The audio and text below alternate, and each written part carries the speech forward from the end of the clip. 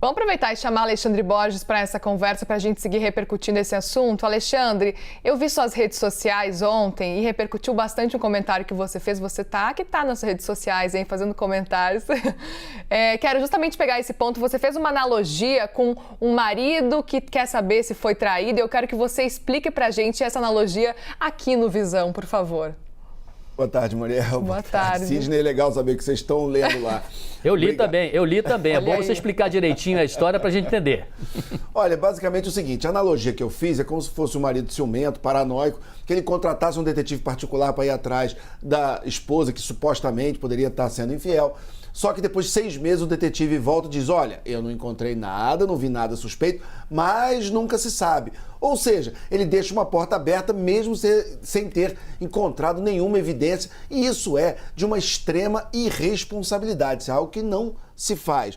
Alguns pontos importantes que a gente tem que dizer é o seguinte, o Ministério da Defesa, primeiro, eu já falei aqui algumas vezes isso, ele deveria ser comandado por um civil.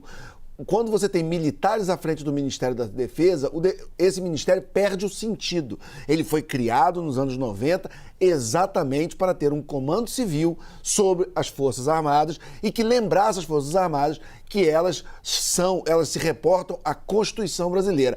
A mesma Constituição que não dá nenhum provisionamento para que elas sejam tutoras da democracia brasileira ou qualquer tipo de poder moderador. Sim, elas foram chamadas para esse processo de boa fé pelo ministro Barroso, que eu tenho certeza que se arrependeu de ter feito isso, mas ele fez de boa fé.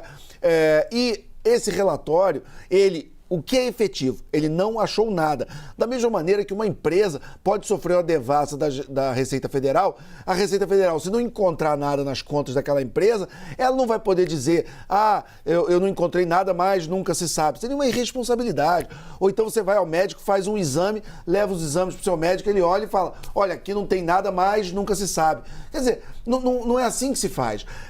Esse relatório, por exemplo, ele diz, que é o que está repercutindo muito por aí, a história do código-fonte. Em primeiro lugar, esse código-fonte está aberto para toda a sociedade brasileira há mais de um ano. Segundo, como as Forças Armadas foram formalmente incluídas no processo, na chamada Comissão de Transparência das Eleições, também há um ano, elas tiveram um ano para olhar esse código-fonte. Foram olhar em agosto, durante 15 dias, e estão reclamando que tiveram pouco tempo. Tiveram pouco tempo porque elas entraram no final, elas já podiam ter feito isso meses antes. Depois elas dizem que não tiveram acesso, que não têm certeza, o que implicitamente elas ignoram todas as entidades da sociedade civil que fizeram a mesma investigação. Partidos políticos, universidades, OAB, porque o sistema eleitoral brasileiro é auditado por toda a sociedade, é aberto à sociedade e várias entidades foram lá, pediram cópia e viram e auditaram por si. O Exército é como se ele tivesse... As Forças Armadas, elas estariam dizendo, olha, eu ignoro todo mundo que auditou, só a minha auditoria que vale e como ela não foi feita do jeito que eu imaginei que fosse o melhor, não vale. Olha, o Ministério da Defesa é a defesa do Brasil, não é a defesa de um governo. Muito mais um governo derrotado que está acabando, que está saindo. Então, isso é uma página vergonhosa da história do Ministério da Defesa e das Forças Armadas, que logo vai ser virada, mas que sirva de lição. É bom que o Congresso Nacional, a nova legislatura, veja direito qual é o papel do Ministério da Defesa para blindar o Ministério de uso político das Forças Armadas, o que é inconstitucional e imoral. Bom, de qualquer maneira, o Ministério da Defesa é um ministério político e as Forças Armadas instituições de Estado, né?